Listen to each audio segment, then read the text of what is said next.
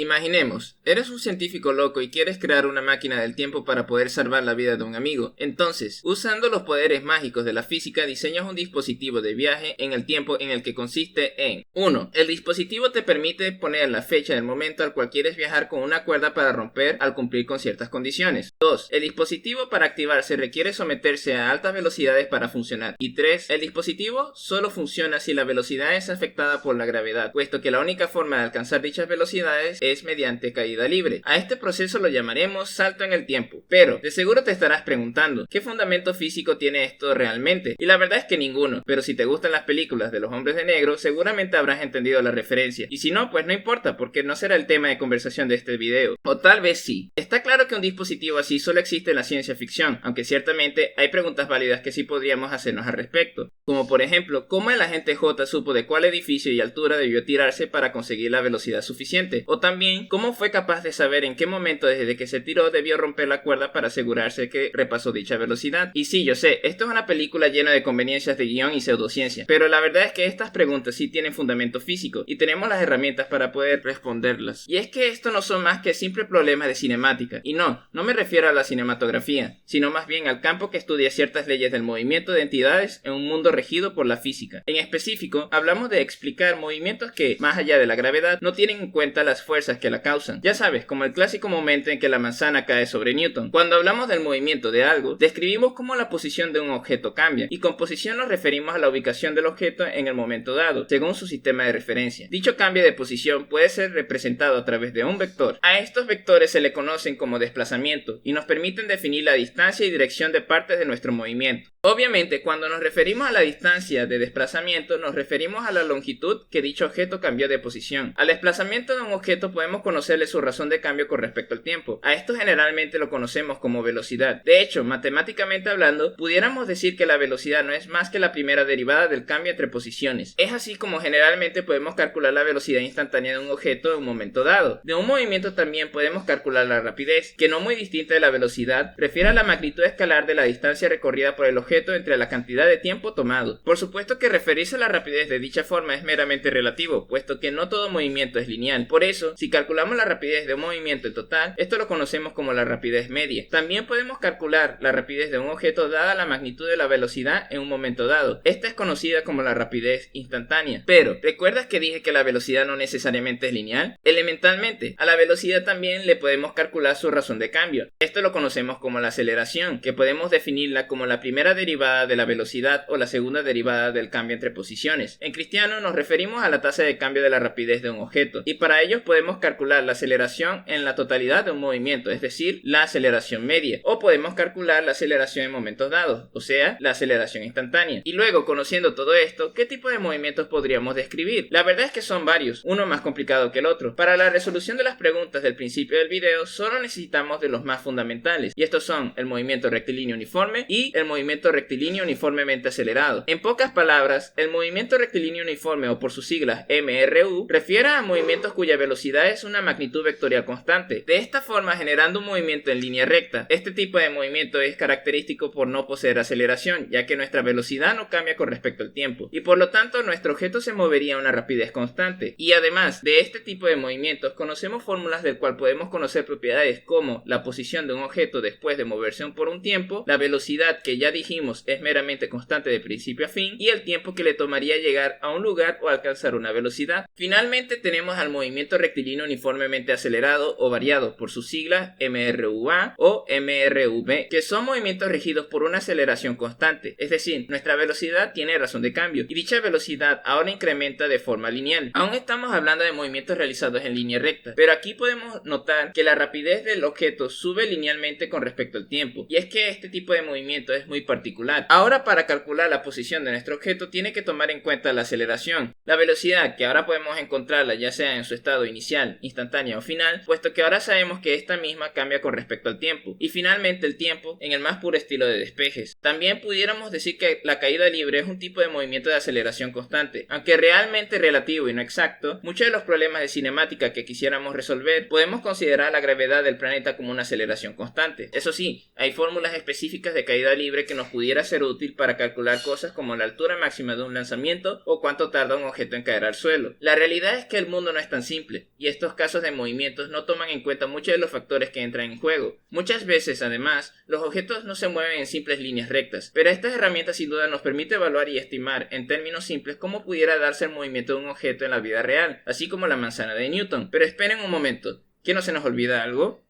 Ah, sí, ¿cómo el agente J pudo viajar en el tiempo? Recordemos que la cinemática ya nos da las herramientas para estimar los cálculos, por lo tanto vamos manos a la obra. Para esto programé mi propia simulación en Python, donde veremos en acción nuestro salto en el tiempo. Imaginemos nuevamente, según lo que conocemos acerca del viaje en el tiempo, nuestro dispositivo necesita alcanzar a una velocidad de 88 millas por hora. Eso en términos del Sistema Internacional de Medidas, hablamos de aproximadamente 40 metros sobre segundos. Si quisiéramos alcanzar dicha velocidad mediante caída libre, es decir, usando la gravedad como aceleración, tal cual como la película, tendríamos que lanzarnos de un edificio. Suponiendo que tenemos una gravedad de 9,8 metros sobre segundos cuadrados, ¿qué altura sería necesaria para alcanzar dicha velocidad? Bastaría con despejar la posición en el momento que la velocidad instantánea sea 40 metros sobre segundo, siendo aproximadamente a una altura de 82 metros. Si consideramos el edificio Chrysler en Nueva York, es decir, el mismo edificio que aparece en la película, este mismo mide aproximadamente 320 metros. Por lo tanto, dicho rascacielos basta y sobra para realizar nuestro pequeño experimento. Finalmente, solo nos falta calcular el tiempo necesario a superar para romper la cuerda. Y es que, en un estilo muy similar para saber la altura mínima, podemos despejar el tiempo al momento de conseguir la velocidad ya mencionada, puesto que, según mis cálculos, estaríamos hablando de aproximadamente entre 4 y 5 segundos. Conociendo esta información, procederé a ejecutar mi simulación, pondré una altura inicial de sobre los 82 metros y solo debería tomarme 4 segundos para romper la cuerda. Una vez presionado, la pantalla debe marcar una velocidad superior a 40 metros sobre segundo. ¡Felicitaciones! Hemos realizado exitosamente una simulación para viajar en el tiempo y, más importante aún, hemos aprendido cómo utilizar la cinemática para poder hacer cálculos necesarios para ello. Cabe aclarar que todo lo que hemos visto hasta ahora es cinemática en una dimensión, es decir, que solo contemplamos el movimiento en un eje de dirección, sea vertical o horizontal, pero la cinemática no se limita a un eje. En general, somos capaces de hacer estas mismas calculaciones en 2 o 3 dimensiones, tal cual como nosotros vemos el mundo, trabajando con magnitudes vectoriales. Eso sí, este tema está fuera de nuestro alcance para este video, así que quedará para una próxima. Esto ha sido Cinemática en una dimensión, les ha hablado Alfonso y les deseo buenas noches.